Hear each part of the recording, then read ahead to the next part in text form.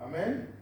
Amen. Voilà, donc comme prévu, nous allons avoir notre étude biblique sur les textes qui étaient prévus. Et aussi, j'avais ajouté quelques textes encore pour une meilleure compréhension.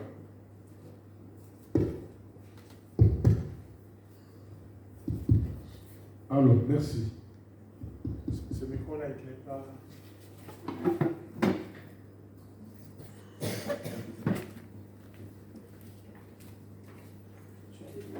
Non, parce que ça va de paix. Alors, merci, c'est bon. Peut-être que je ne sais pas. Mais bon, là, c'est bon. C'est bon pour l'instant. Est-ce qu'il y a un micro sans fil? Non, c'est pareil. Parce que, comme je l'ai dit, c'est pareil. Gloire à Dieu. Amen. Voilà. Comme prévu, donc, nous allons avoir cette étude.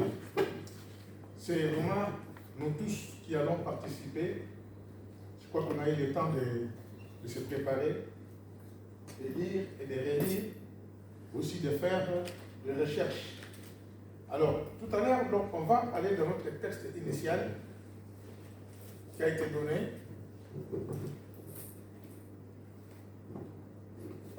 Dans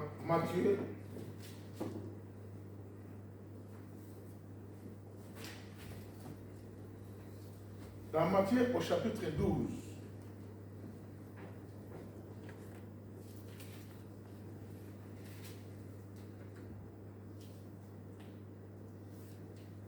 Le verset 31 nous dit, c'est pourquoi. C'est qu'il y avait déjà une situation auquel le Seigneur veut maintenant conclure. Il y avait un problème donc d'une guérison, ou de plusieurs guérisons, et les démons qui étaient chassés. Alors, les pharisiens et les chefs des Juifs ont attribué toutes ces guérisons que Jésus faisait, qu'il les faisait au nom de Belzébuth, ou au nom de démons. Donc, s'il chassait des démons, c'est pas par Dieu, mais c'est par un esprit mauvais. Alors, il dit, c'est pourquoi je vous dis, tout péché et tout blasphème sera pardonné aux hommes. Mais les blasphèmes contre l'esprit ne sera point pardonné. Quiconque parlera contre le Fils de l'homme, il lui sera pardonné. Mais quiconque parlera contre le Saint-Esprit, il ne lui sera pardonné ni dans ce siècle, ni dans les siècles à venir. Amen. Amen. Amen. Alors, d'abord, on va commencer par les péchés. On nous montre que celui qui pêche contre Dieu ou contre le Seigneur Jésus, il lui sera pardonné. Mais contre le Saint-Esprit, il n'y a point de pardon. C'est quoi d'abord les péchés? Les péchés, c'est quoi? C'est faire ce qui n'est pas agréable devant Dieu. Faire ce qui n'est pas agréable devant Dieu. Seulement devant Dieu? Devant les hommes aussi. Amen. Donc les péchés, c'est faire du mal. Faire ce qui n'est pas bien devant Dieu et devant les hommes. Amen. Donc faire ce qui n'est pas bien. Donc en fait, les péchés, c'est quoi? Dans ce sens-là, c'est quoi les péchés? Un péché, c'est une offense. Oui. Un péché, c'est manquer un but. Oui. C'est ça. Un péché, c'est l'offense. Donc, on offense qui? Pas un animal. Parce qu'il y en a qui croient que si un jour on va tuer une chèvre, on commet un péché. Bon, c'est vrai qu'il y en a des défenseurs. Hein? Mais là, vraiment, quand on parle de péché, on voit d'abord la présence de Dieu et l'être humain. Donc, on offense. Le péché, c'est quoi, frère Sébastien? Moi, je pense vraiment que le péché, c'est tout ce qui est à des apports dans la Bible. Voilà. c'est tout ce qui est en désaccord avec la Bible. Donc on a beaucoup de réponses sur ce qui est les péchés. Le péché est mauvais. Est-ce qu'on se souvient encore du premier péché du monde? Qui a commis le premier péché sur la terre? C'est Adam et Ève. C'est Adam et Ève directement, ou il y a un ou une qui a péché?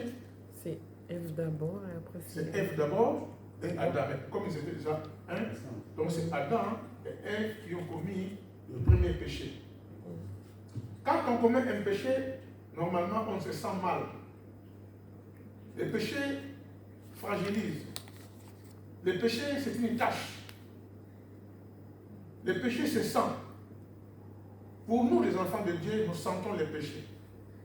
Les gens qui sont dans le monde, pour eux, les péchés, ça n'existe pas. C'est comme si c'est rien.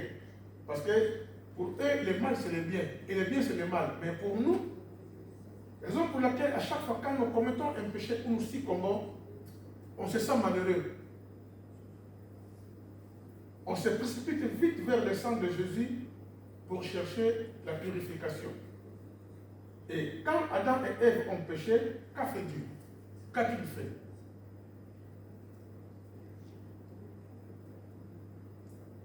Qu'est-ce qu'il a fait Dieu quand le premier péché est arrivé sur la terre?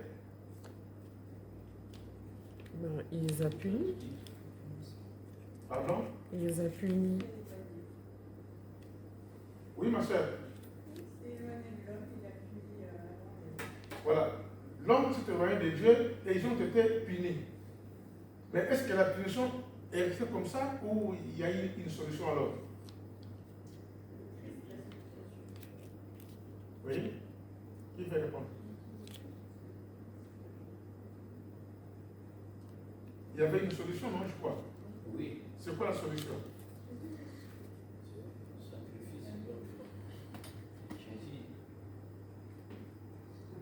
Parce que cette solution a déjà été promise depuis Genèse. Que nous dit la Genèse?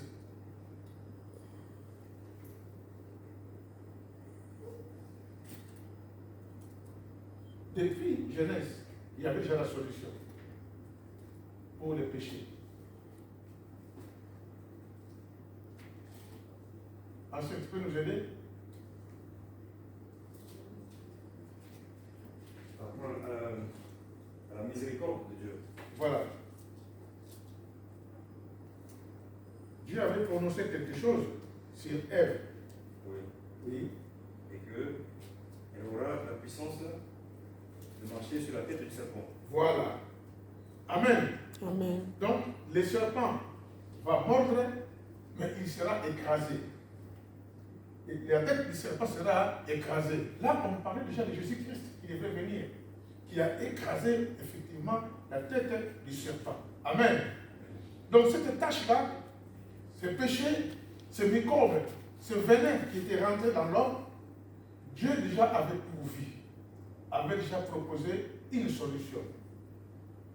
Raison pour laquelle nous qui sommes parvenus en ces temps ici, nous savons que ce n'est pas le sang de Jésus, ce n'est pas son sacrifice que nous sommes pardonnés. Amen. Amen. Il est l'agneau de Dieu qui ôte le péché du monde. Alors maintenant, il nous a dit, les blasphèmes, c'est quoi les blasphèmes? C'est une injure. Le blasphème consiste Oui. à user du nom de Dieu, de Christ, d'une forme, d'une façon. Je peux te mettre debout, mon frère. Maintenant, avant de répondre aux semaines de c'est important. Oui. Le blasphème Oui. consiste à user le nom de Dieu Oui. ou de Jésus-Christ d'une forme, d'une façon injurieuse. Amen. C'est ça le blasphème. Qui a encore une réponse? Oui, Maman Sanzinga. Vous trouvez que le blasphème, en fait, c'est une diffamation, Oui. une parole ou un écrit injurieux à l'égard de Dieu, Oui. une personne respectable. Voilà. Amen. Amen. Qui encore a un commentaire là-dessus, sur les blasphèmes? Les blasphèmes. Les deux réponses sont normales, sont correctes. Qui peut ajouter encore quelque chose? C'est important. soit parler mal de Dieu. Oui. Quand tu parles mal de Dieu, donc, qui est contre, donc, et voilà. Est-ce que les païens, quand ils parlent mal de Dieu, ils blasphèment aussi? Oui, hein, moi je pense comme ça. Pardon? Non, quelque part.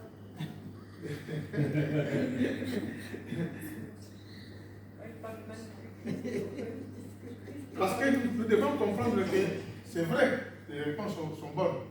Quand on blasphème, ce n'est pas seulement l'injure passagère, mais on insiste. Mais c'est vraiment ça. Donc, on insiste, on blasphème, on injurie. C'est sacrilège. Donc, vraiment, c'est comme si c'était une vie.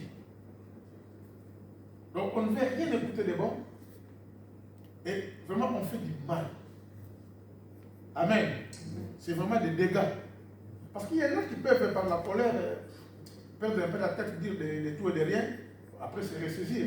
Mais celui qui blasphème, lui, il va trop loin. Il va loin, oui, ancien. Donc, c'est important de remercier le Seigneur pour l'opportunité qu'il nous donne à approfondir.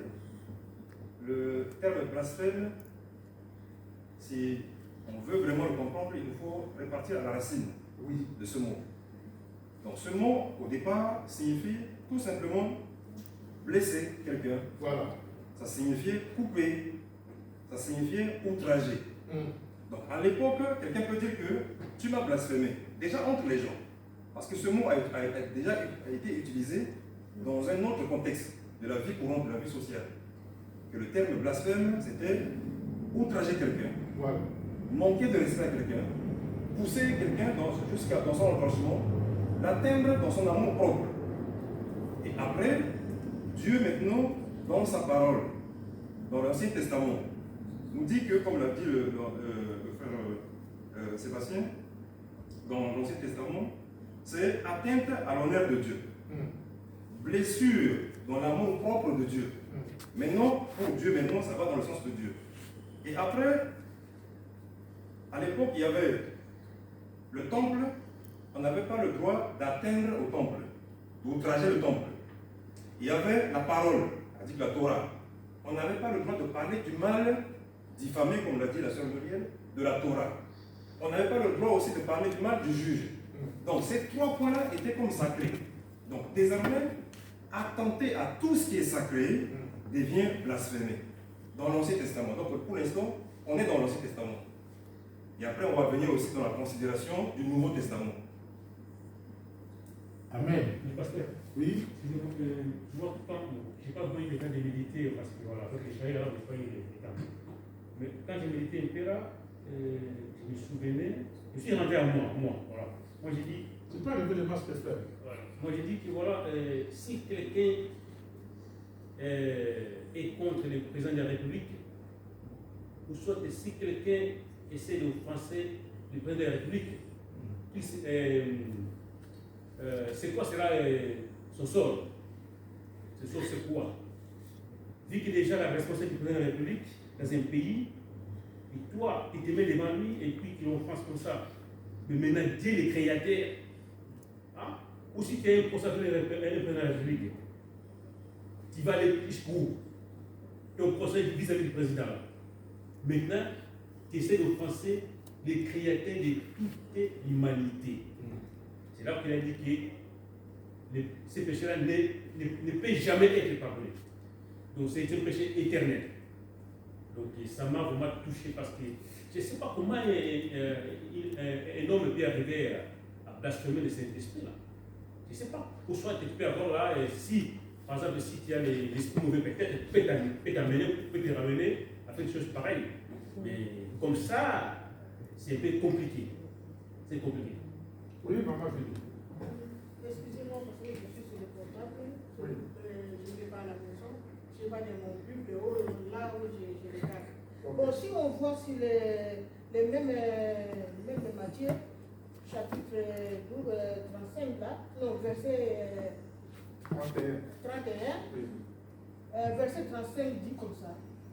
L'homme bon tire les bonnes choses de son bon trésor. Oui. Et l'homme méchant tire de mauvaises choses de son mauvais trésor. Bon, on voit qu'il y a des choses ici qui blessent quelqu'un. Vous pouvez dire pardon ou bon, français c'est un petit peu compliqué. On a compris, maman. Ouais, merci. Amen. C'est comme la sœur Sanzinga a dit. Nous, nous croyons que seulement on peut blasphémer Dieu. Je peux aussi blasphémer mon prochain. C'est vraiment important de le savoir. Alors, comme le frère vient de le dire, est-ce que ça c'était juste pour montrer que si déjà sur la terre, on peut blasphémer sur un président, on est puni. À combien plus fort raison si maintenant on blasphème Dieu? Alors, mais ici, il nous est dit, tout blasphème contre Dieu et contre le Fils de l'homme sera pardonné. Pourquoi seulement maintenant, contre le Saint-Esprit, ça ne sera pas pardonné? Parce que, c'est ça que moi j'ai dit, pasteur. Et il y a lire, d'abord, Dieu nous connaît mieux que nous-mêmes. Oui. Dieu a donné l'opportunité, mais voilà, il nous a donné le pouvoir peut-être. Quand tu vois ton prochain faire du mal, tu peux prier pour lui. Oui. Et le péché peut être pardonné. Ou soit, si tu vois quelqu'un faire du mal, tu peux demander l'assistant, il se fait aider pour prier pour lui.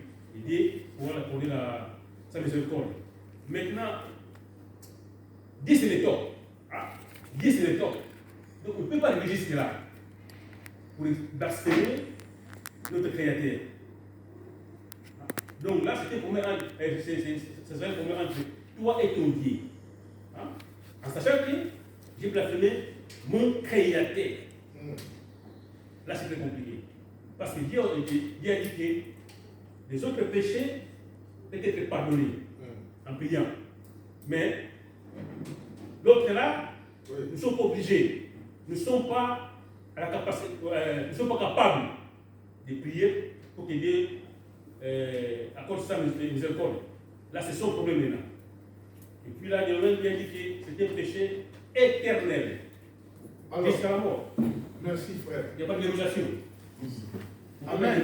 Oui, maman, tu veux dire pas? Oui, papa pasteur. Il est écrit que tout blasphème sera pardonné sauf un, celui contre le Saint-Esprit. Oui. Bon, je voudrais approfondir là-dedans parce que on a vu plus haut dans le chapitre 12 de Matthieu que les pharisiens avaient dit que Jésus-Christ chassait le diable par le prince des ténèbres. Hein? Donc, dans ce cas-là, les pharisiens ont injurié le Christ ou le Saint-Esprit qui était en Christ.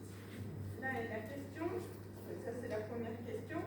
Et de notre côté, bon, avant de savoir quel est le blasphème impardonnable, il faudrait bien connaître le Saint-Esprit, puisqu'il y a la Sainte Trinité, le Père, le Fils et le Saint-Esprit. Voilà.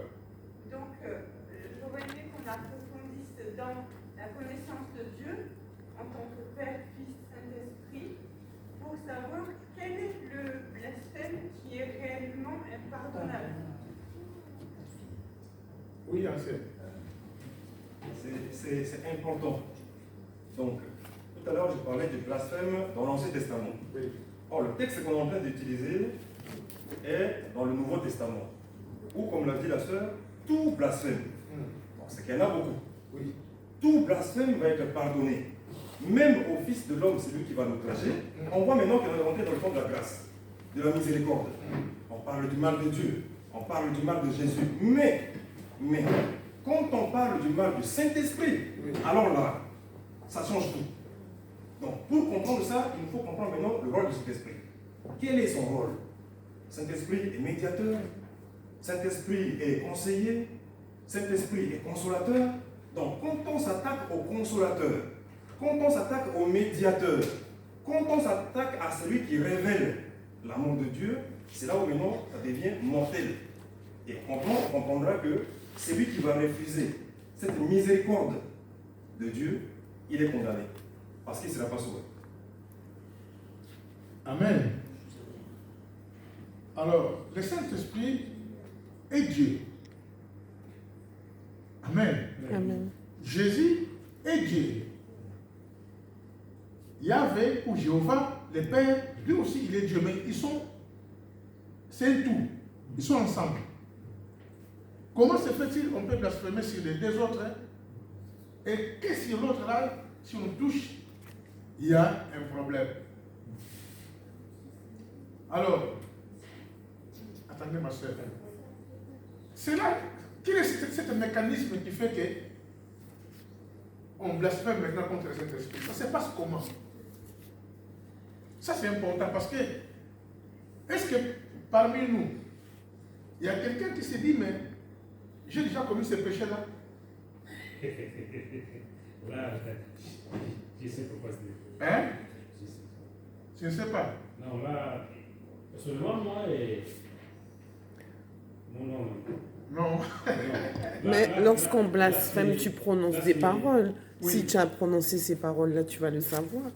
Tu Oui. vas pas. Mais Oui. Parce que là, c'est la fournaise. Là, c'est la fournaise. Oui, maman. Le Saint-Esprit, pour moi, c'est celui qui est à l'origine de notre conversion. Voilà. Voilà.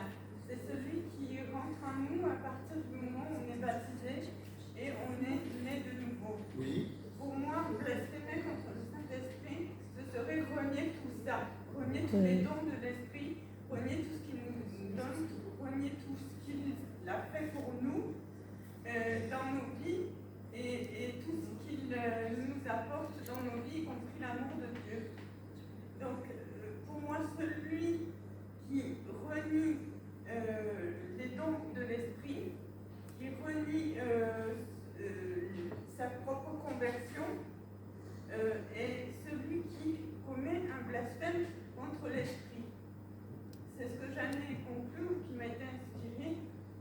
Mais bon, je pense que c'est la seule chose qui puisse être impardonnable de refuser le immense cadeau de Dieu qui est le Saint-Esprit. J'avais proposé un texte qui est dans 1 Jean, au chapitre 5. Si on peut lire ce texte-là.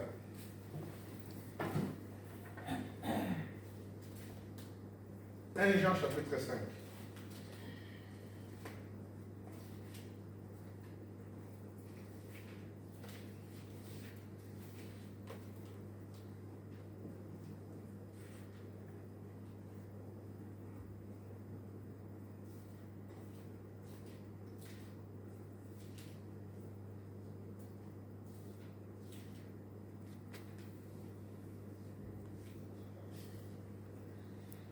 Il est dit, si quelqu'un voit son frère,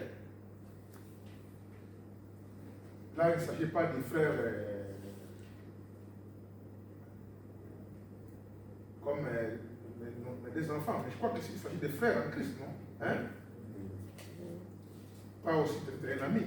Mais parce qu'on traite des choses de l'Église, il dit, si quelqu'un voit son frère commettre un péché qui ne mène point à la mort, qu'il y prie. Et Dieu donnera la vie à ses frères. Il la donnera à ceux qui commettent un péché qui ne mène point à la mort. Il y a un péché qui mène à la mort. Ce n'est pas pour ce péché-là que j'ai dit de prier. Donc, il y a un seul péché qui mène à la mort. Ou il y a un péché qui mène à la mort. Mais il dit, je ne vous dis pas de prier pour ces péchés. Si on voit un frère qui commet un péché qui ne mène pas à la mort, qu'on prie pour lui. Dieu nous pardonnera. Mais je ne vous demande pas de prier pour celui qui a commis ce péché. Ce péché-là, ne priez pas pour ça, parce que c'est fini. Là, le Seigneur fait allusion à quoi? Blasphème, blasphème, parce que là, il a interdit. Là, comme moi je disais, là, ça devient un problème entre toi et les créateurs. Parce que là, les hommes ne sont pas autorisés. Oui. Hein? C'est bien effectivement. Dieu a dit, dans ces cas-là, il ne faut pas prier. Voilà. Donc, selon ma conscience. Oui. Donc, il y a deux sortes de péchés, comme on vient de le dire.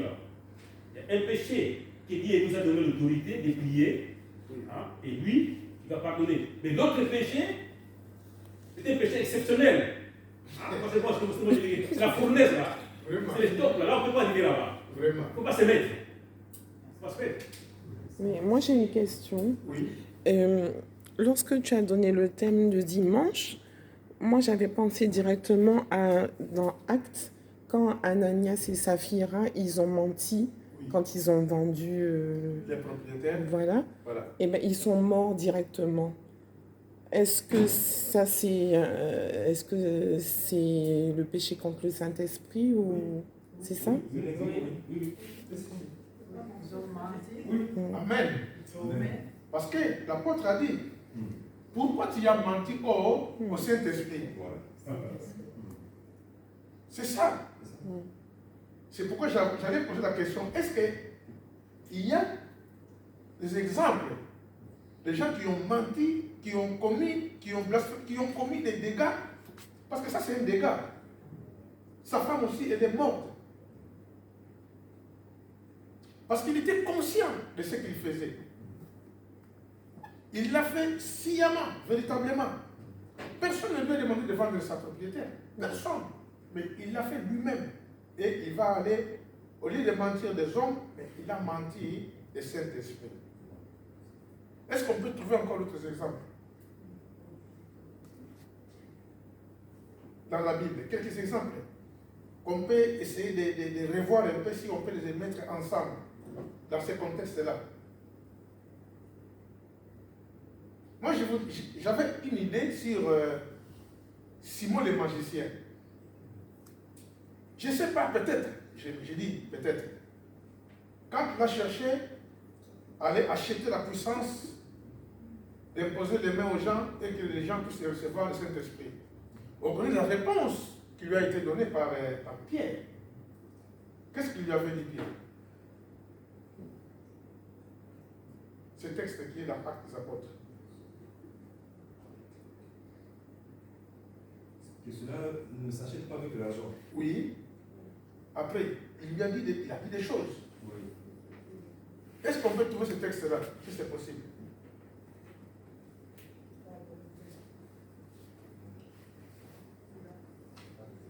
Acte combien?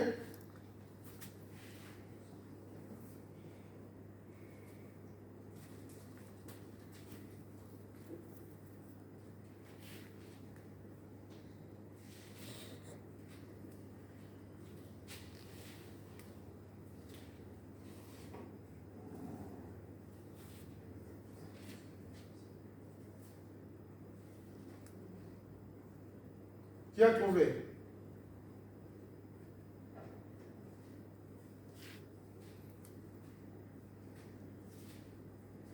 C'est dans Actes au chapitre 7. Hein? Là, on parle de la conversion des gens qui étaient en Samarie. Alors, à partir du verset 18, Actes chapitre 8 plutôt. Actes chapitre 8, le verset 18 nous dit: lorsque Simon vit que le Saint-Esprit était donné par l'imposition des mains des apôtres, il leur offrit de l'argent en disant: accorde-moi aussi ce pouvoir, afin que celui à qui j'imposerai le main reçoive le Saint-Esprit. Mais Pierre lui dit: que ton argent périsse avec toi. Amen. Déjà, il prononce le mot de perdition. Que ton argent périsse avec toi, puisque tu as cru que les dons de Dieu s'acquéraient à prix d'argent.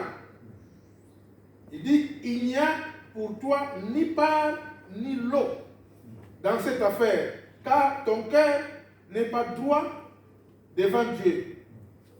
Répands-toi donc de ta méchanceté et prie le Seigneur pour que la pensée de ton cœur te soit pardonnée, s'il est possible. Amen. On lui demande de se repentir. Et que Dieu, parce que lui dit, je ne peux pas m'en occuper moi, ce n'est pas mon degré. Seulement, demande pardon, répands-toi pour voir si c'est possible. Dieu, on ne sait pas, si possible, ça ne regarde que Dieu. Donc, alors, là maintenant, s'il se répand, est-ce qu'il sera pardonné ou pas? Oui, ancien. Oui, il sera pardonné parce que Dieu est miséricordieux. Voilà. Donc, dans tout ce qu'on est en train de faire, nous devons savoir que le centre de l'amour de Dieu, c'est sa miséricorde. Du moment où l'homme se répand, l'histoire de Sodome et Gomorrhe est là pour nous dire, Oui. Dieu dit que je vais tout détruire. Il n'y a pas d'exception. Or, un homme se lève, il dit, mais si tu trouves tel nombre, si tu trouves jusqu'à ce que lui aussi il ne trouve pas, il part. Mais Dieu, dans sa miséricorde, il va sauver une famille. Donc la miséricorde de Dieu est au-dessus de tout. Sinon, il n'y a personne sur la terre. Personne ne pourrait rester. Et l'opportunité lui a été donnée. Et on verra qu'il va refuser aussi. La suite de ce texte-là. Et c'est après aussi que tu vas mourir. Amen. Normalement, si on se répand, je dis bien, si on se répand. Amen. Mais pourquoi l'apôtre ajoute, tu seras pardonné si c'est possible?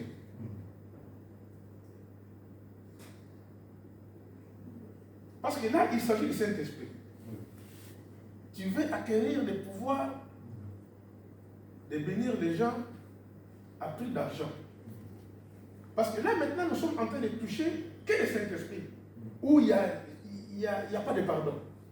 Et l'apôtre ajoute, ça, moi je ne sais pas. Ça ne regarde que Dieu, si possible. Il pourra te pardonner, mais d'abord, répands-toi. Amen. Si tu te répands, bon, ça ne regarde que Dieu. Mais seulement si vraiment il se répand de tout son cœur, Dieu pourra le pardonner. Mais s'il persiste, là maintenant, c'est là où il est en train de forger le péché contre le Saint-Esprit. Il est en train maintenant de le fabriquer lui-même et de l'asseoir. Amen. C'est là où il va l'asseoir lui-même. Est-ce qu'il y a encore un texte où on peut tirer des exemples comme ça?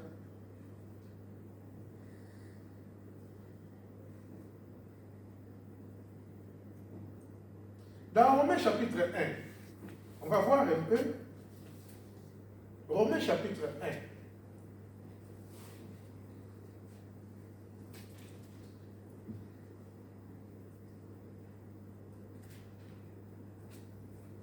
Romains chapitre 1.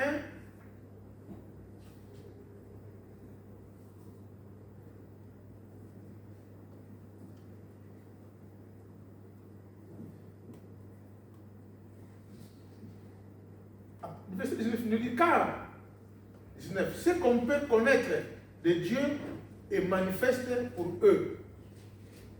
Dieu, les leur ayant fait connaître, en effet, les perfections invisibles de Dieu, sa puissance éternelle et sa divinité, se voient comme à l'œil nu, depuis la création du monde. Quand on les considère dans ces ouvrages, ils sont donc inexcusables. Ces gens-là, ils sont inexcusables. Mais c'est qui? Il est dit, car ayant connu Dieu, ils ne l'ont point glorifié comme Dieu et ne lui ont point rendu grâce, mais ils se sont égarés dans leurs pensées et leur cœur sans intelligence a été plongé dans les ténèbres. Amen. Là, on trouve que les choses commencent un peu à se durcir. Leur cœur sans intelligence a été plongé maintenant dans les ténèbres. Se vantant d'être sages, ils sont devenus fous. Et ils ont changé la gloire du Dieu incorruptible en image représentant l'homme corruptible, des oiseaux, des quadrupèdes et des reptiles. C'est pourquoi Dieu les a livrés à l'impureté selon les convoitises de leur cœur. Ainsi, ils déshonorent eux-mêmes leur propre corps et qui ont changé la vérité de Dieu en mensonge et qui ont adoré et servi la créature au lieu du Créateur qui est béni éternellement. C'est pourquoi Dieu les a livrés à des passions infâmes, car leurs femmes ont changé l'usage naturel à celui qui est contre nature.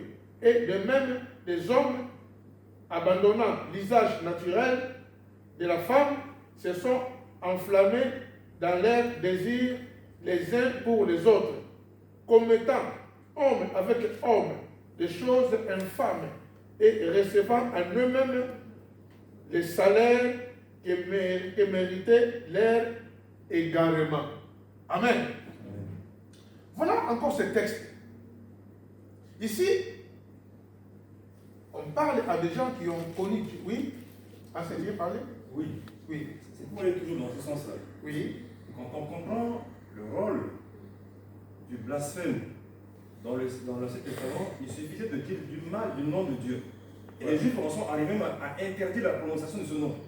On ne le prononce pas. On dit le Seigneur. On dit Adonai.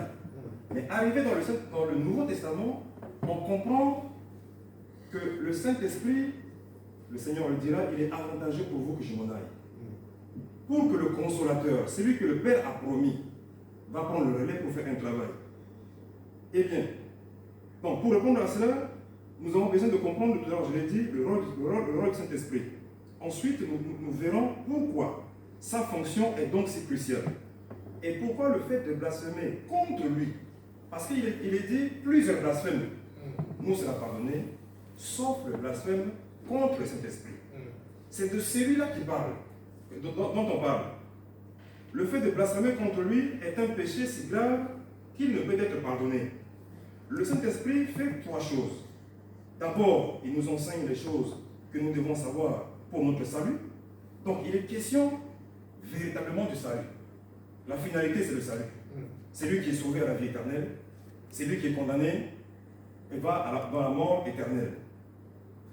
C'est dans Jean 14, 26. Deuxièmement, l'Esprit nous guide dans toute la vérité.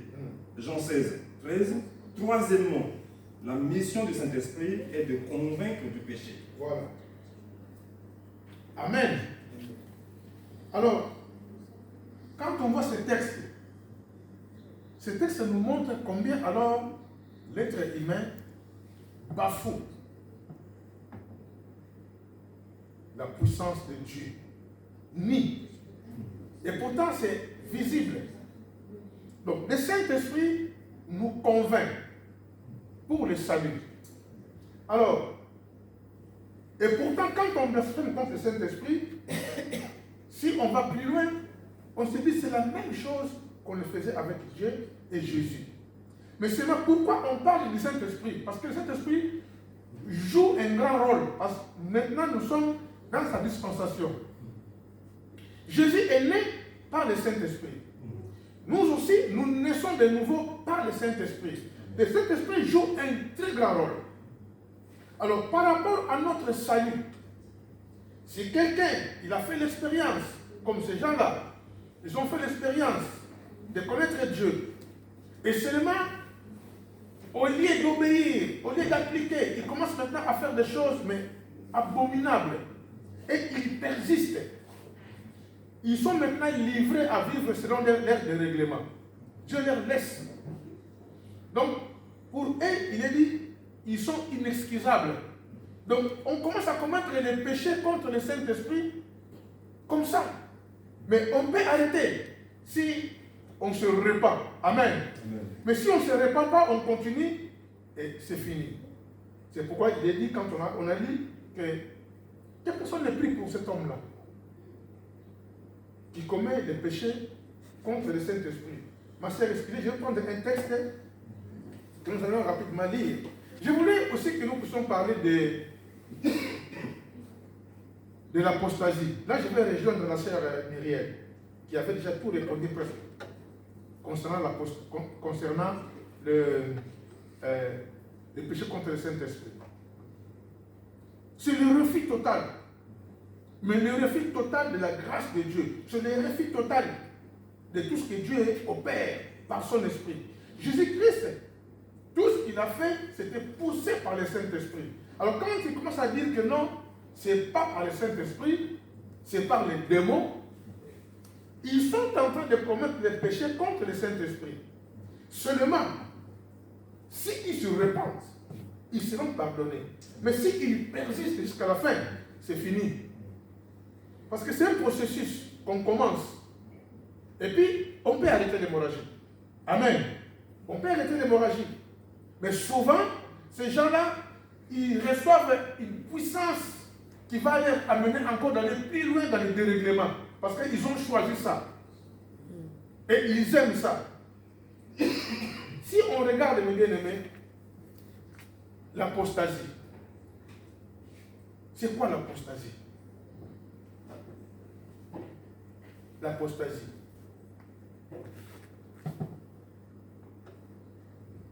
Oui, assez. C'est refuser le plan rédempteur du salut à travers Jésus-Christ qui est le Messie. Voilà. Amen. L'apostasie, c'est le refus total. C'est l'abandon même. Il y en a qui ont été chrétiens, mais qui ont abandonné.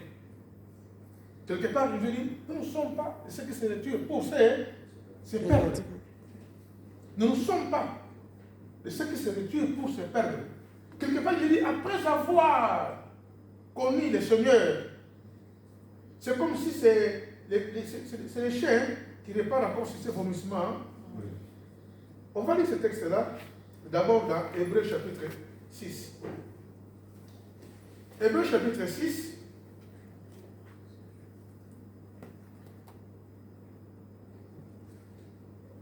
Hébreux chapitre 6. Parce que cela peut arriver à celui qui était soit dans le Seigneur ou aussi aux païens. Parce que les païens déjà, s'ils ne se convertissent pas, leur sort c'est ça. On leur prêche, vraiment ils s'en foutent carrément. Ils sont déjà blasphèmateurs. Ils sont blasphèmateurs. Oui. Et c'est déjà, c'est fini. Mais s'ils se répandent, ils seront pardonnés. Mais par contre, il y a une catégorie de gens qui soi-disant, ou alors qui étaient des chrétiens qui ont connu. Et quelque part, il est dit, il n'y a plus de sacrifice pour eux. Raison pour laquelle, on va lire donc Hébreux chapitre 6.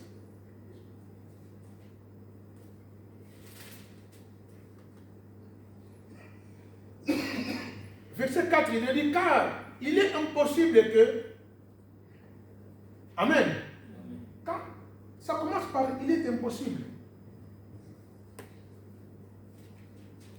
Donc pour les hommes, ce n'est pas possible. Voyez avec Dieu. Comme le cas de Simon le magicien. L'apôtre a dit, pour nous, on ne peut pas. Répands-toi. Et si c'est possible que Dieu puisse te pardonner, parce que toi, tu veux acheter le Saint-Esprit par l'argent, ça c'est du blasphème. Il lui a traité de tout. Tu as un mauvais cœur, tu as des mauvais désirs, mais ce n'est pas normal. Et ici, il est dit, car il est impossible que ceux qui ont été une fois éclairés, amen, il s'agit de qui? Il s'agit des enfants de Dieu ou ceux qui ont goûté à la grâce de Dieu. Il est dit, il est impossible que ceux qui ont été une fois éclairés, qui ont goûté les dons célestes, qui ont eu part au Saint-Esprit. Amen. Ils ont eu part au Saint-Esprit, qui ont goûté la bonne parole de Dieu et les puissances du siècle à venir, et qui sont tombés, soit encore renouvelés et amenés à la repentance, puisqu'ils crucifient pour leur part les fils de Dieu et l'exposent à l'ignominie. Amen. Il y a des étapes à ne pas franchir aussi. En tant que les gens qui ont goûté ou qui goûtent encore au don céleste, n'allons pas, qu'est-ce que je veux dire, commencer à effleurer les péchés contre le Saint-Esprit. Parce qu'ici, il est dit qui ont tombé. Or, il est dit que les juges tombent et ils se relèvent. Et là, on ne parle pas de relèvement.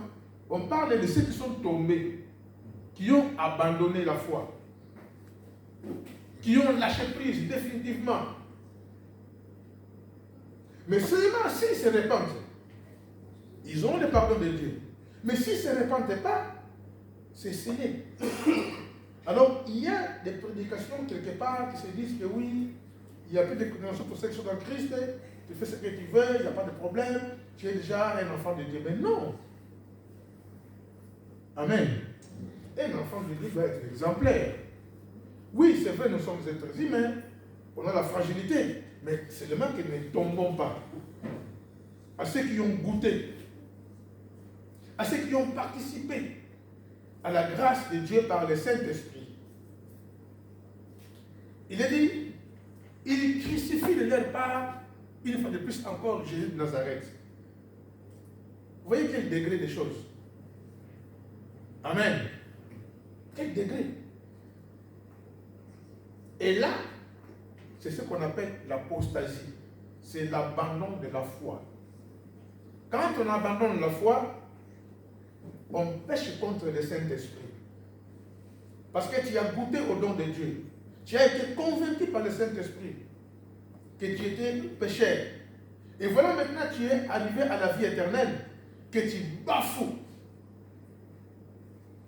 Amen. Que tu bafoues, que tu réunis. Mais il y a des gens pareils. Il y en a. Il y en a. Et quand on lit les sorts des faux apôtres, des faux prophètes, c'est quoi leur sort? C'est ça. Amen. C'est ça leur sort. Et il est dit dans les derniers temps, dans les derniers jours, qu'est-ce qu'il dit dans les derniers jours? Les gens abandonneront la foi. Donc pour nous, c'est l'avertissement de comprendre que aussi longtemps que nous restons dans le Seigneur, c'est pourquoi j'ai demandé, c'est quelqu'un, c'est ça un peu coupable de ces péchés-là? Est-ce que quelqu'un qui vient à l'église peut aussi se sentir coupable de ces péchés-là? Oui, ancien. Par rapport à ça, j'aimerais prendre l'exemple de l'apôtre Paul. Oui. Mais le blasphème en soi n'est pas le péché impardonnable. Mais il est question, encore une fois de plus, du blasphème contre l'esprit. Et dans 1 Timothée 1,13, l'apôtre Paul écrit: en m'établissant dans le ministère, moi qui étais auparavant un blasphémateur, un persécuteur, un homme violent, mais j'ai obtenu miséricorde parce que j'agissais par ignorance, dans l'incrédulité. Voilà, donc, nous savons que Paul sera au ciel par rapport à tout ce qu'il a fait. Vraiment, son témoignage, il est déjà là. Mais il dit qu'il était un blasphémateur.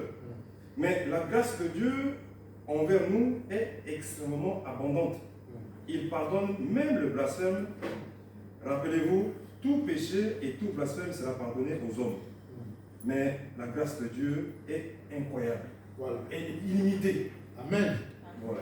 Donc, Paul, quand il agissait, il était ignorant. Il le dit lui-même. Croyant servir Dieu, mais il ne servait pas Dieu. Parce qu'il n'a pas compris qui est Jésus, sa mission, quand il était dans le judaïsme. Mais quand il a compris, il a été pardonné. Donc ici, il s'agit de celui qui persiste, qui demeure dans cela. Amen. C'est demeurer, persister. Quand Christ en a parlé aux pharisiens, ce n'est pas dit qu'il les a condamnés directement, que vous êtes en train de blasphémer le Saint-Esprit, vous n'aurez pas de miséricorde.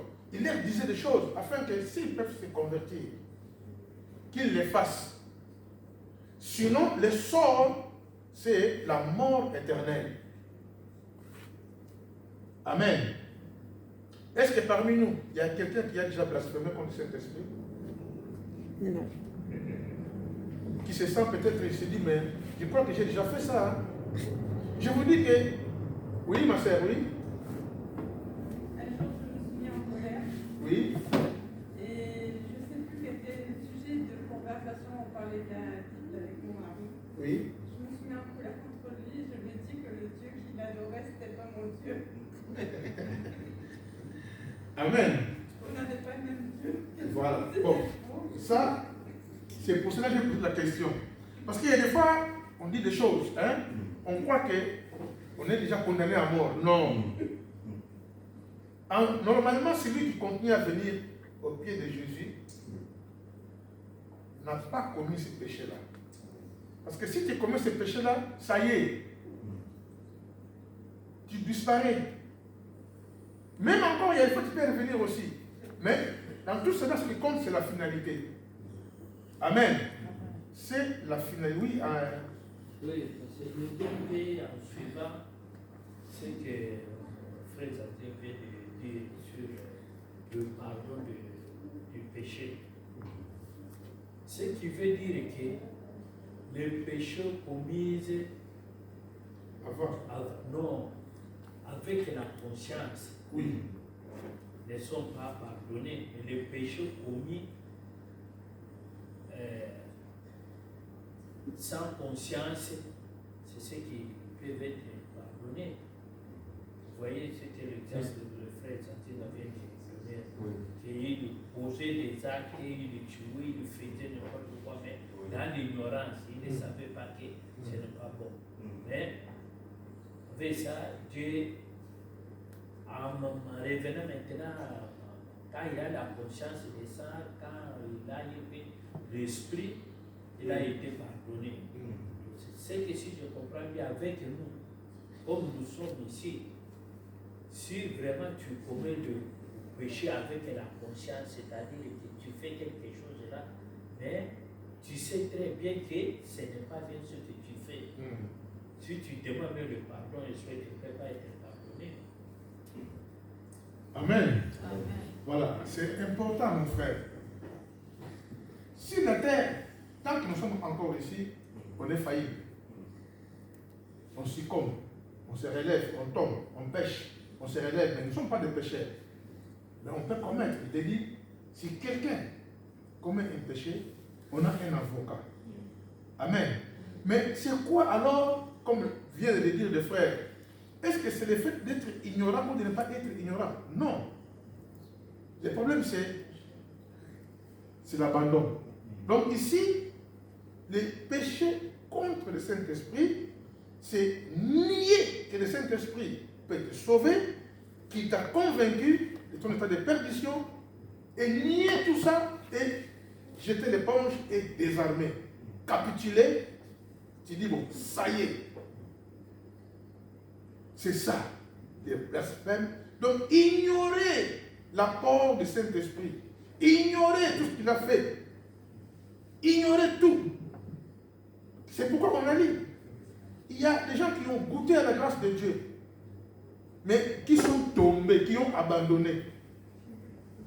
Il a dit, il n'y a plus de sacrifice. C'est comme s'ils sont en train de crucifier encore Jésus sur la croix pour la deuxième fois.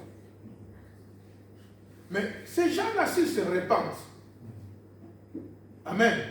Parce qu'il faut, c'est la conscience, s'ils se repentent véritablement, ils seront pardonnés.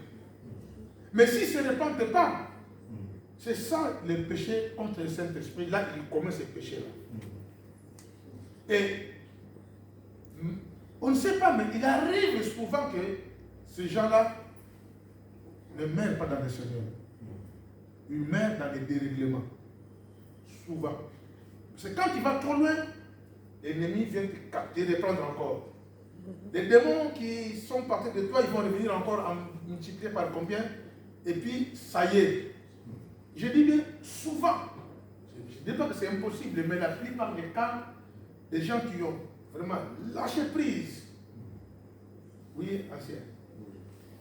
C'est pour nous trouver dans ce sens et éclairer par rapport à ce que vient de dire Frère Raphaël, c'est important. Et c'est important de prendre les personnages dans la Bible qui ont été d'une grandeur remarquable, témoignage. Et l'exemple de Pierre est là. Pierre fait une promesse. Il dit, comme tout le monde va t'abandonner, moi je t'abandonnerai jamais. Donc ça veut dire qu'il sait ce qu'il disait. Et quand les choses arrivent aussi, il le sait, mais il a choisi ce jour-là de le nier. Et le Seigneur lui a dit que avant que tu ne le dises, le coq aura chanté 3 fois. Et le Seigneur a laissé aussi que Pierre le répète aussi 3 fois. Donc il avait le temps de se repentir, première fois, deuxième fois et troisième fois. Donc ça veut dire que même si on sait, comme l'a dit le pasteur, tant qu'on est encore sur la terre, la tentation sera toujours là, mais il est important que le juste tombe et pense à se relever. Donc, tant que nous permettons à l'Esprit Saint de nous enseigner, de nous guider, de nous convaincre, nous ne pourrions jamais être coupables d'avoir commis ce péché impardonnable. Mais que se passera-t-il si des personnes refusent de reconnaître ces 3 opérations de l'Esprit Saint? C'est à ce moment-là qu'ils commencent à commettre ce péché impardonnable. Le blasphème contre le Saint-Esprit, c'est constamment résister à l'amour de Dieu. Voilà. C'est refuser la miséricorde de Dieu. Voilà. C'est refuser la main tendue de Dieu. Voilà. Dieu tend la main et dit, mon fils, prends. Je refuse. Mon fils, prends, même si j'ai péché. Des fois, on fait un péché. Depuis le matin, Dieu nous tend la main. Voici ma main. On refuse. On se durcit. On s'endurcit dans le péché. On arrive à l'église aussi. On ne le dit pas au pasteur, aux anciens. On rentre encore à la maison avec. Et encore, le spectacle qui est abominable, c'est qu'on refuse la Sainte Seine. On dit que bon, je suis tellement impur, je suis tellement en conflit avec Dieu, que je ne suis pas digne de m'approcher de la table du pardon. Et on repart. C'est à ce moment-là que nous commettons le blasphème. Donc, quand on entend la voix du Saint-Esprit et qu'on refuse, la Bible dit que celui qui entend ma voix n'endurcit pas son cœur. La conscience devient flétrie. 1 Timothée 4, le 10. Ce blasphème mental est aussi appelé attrister le Saint-Esprit. Voilà. Offenser le Saint-Esprit. La Bible dit, n'éteignez pas le Saint-Esprit. C'est l'alarme du chrétien qui lui dit debout, avance, attention, mais si je refuse, j'éteins l'alarme, alors je m'installe dans le blasphème. C'est l'apôtre Paul qui dit. Cela signifie que nous pouvons l'attrister de manière définitive si nous endurcissons dans le péché. Ouais. Finalement, une personne qui perd la capacité de se repentir ne peut donc pas être sauvée. C'est à cause de ce péché qu'une personne ne peut pas être pardonnée, parce qu'elle a rejeté l'esprit qui convainc du péché. On a lu tout à l'heure dans Jean 1, 16, 8. Donc, si vous ressentez toujours le désir de vous repentir, le Saint-Esprit est avec vous. Voilà. Donc, si vous sentez ce désir et demandez pardon à Dieu, c'est que vous n'avez pas à pécher contre le Saint-Esprit. Vous êtes encore dans le Seigneur. Je vais lire ce verset dans Jude. Jude, nous savons qu'il était des frères, des demi-frères de Jésus-Christ de Nazareth. Dans Jude, le verset 3, parce qu'il n'y a qu'un Jude.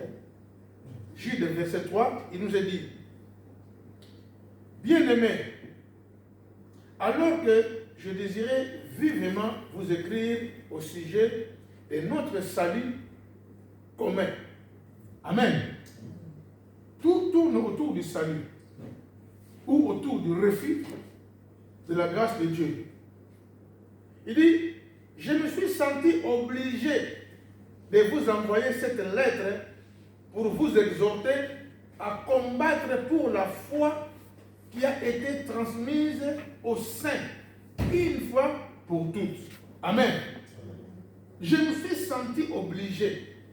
de le faire, car il s'est glissé parmi vous certains hommes dont la condamnation est écrite depuis longtemps. Des blasphémateurs, des trompeurs. Donc leur condamnation c'est déjà écrit. Tous ces gens-là qui pratiquent ces choses, leur condamnation c'est déjà marqué, c'est fait déjà. On sait que c'est des gens qui n'obtiendront jamais un pardon s'ils persistent. Alors il est dit, car il s'est glissé parmi vous certains hommes dont la condamnation est écrite depuis longtemps, des impies qui changent la grâce de Dieu, de notre Dieu, en dérèglement et qui renie, amen, qui renie notre seul Maître et Seigneur Jésus-Christ, qui renie. Ces gens-là se sont glissés, ils se sont insinués. Un jour, on peut trouver à l'église quelqu'un qui est là, qui rentre. On a vu une personne une fois ici à l'église. C'est moi qui avais apporté la parole de Dieu. Je disais que j'ai parlé des retours de Jésus. À la sortie, il a réuni les gens pour dire que oui, mais l'année passée, vous trompez. Jésus est déjà revenu. C'est l'anglophone là qui voulait les frapper, le frère Alexis. Je lui ai dit, mais c'est pas possible, toi. Tu es malade ou quoi? Tu es fou, quoi. Nous, on vient ici à l'église pour attendre le retour de Jésus, pour nous préparer. Toi, tu dis qu'il est déjà venu quand? Il donne la date. Je dis, mais attends. Bah alors, nous, maintenant, qu'est-ce qu'on fait ici? Vous voyez, c'est des gens comme ça qui s'insinuent. Et pour lui, le temps de la grâce, c'est fini. Parce que c'est trop tard. Alors maintenant, nous, qu'est-ce qu'on fait ici sur la terre? Donc pour lui, nous sommes en train de prier pour rien du tout. Parce que Jésus est déjà revenu, et donc on a raté. Et lui aussi, parce que lui, il s'en fout. Amen. Et bien aimé, nous aimons le Seigneur. C'est que moi je sais que celui qui commet ses péchés ne peut plus vivre avec nous. C'est pour cela que quelque part il a dit, il y a des gens qui étaient parmi nous, mais qui n'étaient pas des nôtres. S'ils seraient des nôtres, ils devaient rester avec nous. Mais ils sont partis, mais pas dans d'autres églises. Hein. Là, ils sont contents d'être chrétiens. Mais ils sont partis pour devenir encore pire qu'avant. Donc dans tout cela, c'est devenir pire qu'avant. C'est d'abandonner, c'est de renier le Seigneur. Et il y a des fois on demande, moi, je demande à mes amis, mais tel frère, lui il a abandonné, mais grave même. Il est devenu prédicateur du diable. Mais ce sont des frères qui nous ont aidés dans la foi chrétienne à l'époque. Hein? Après un jour j'entends, mais il est mort. Il est décédé. Oh. Mais il est mort dans les péchés, mais il est mort, mais il est parti. C'est pour cela, si tu vois qu'il y a des tentations qui arrivent, amen, il y a la faiblesse qui arrive, ne cédez pas. C'est du mensonge du diable. N'allons pas vers l'apostasie, vers l'abandon. Même si dans les derniers jours, il est dit que les gens seront fatigués, ils n'écouteront plus la bonne nouvelle, ils auront la démangeaison d'écouter des choses qui vont leur plaire. Nous ne sommes pas là. Nous ne sommes pas de ceux qui se retirent pour se perdre. Amen. Amen. Et faisons attention à l'Esprit de Dieu.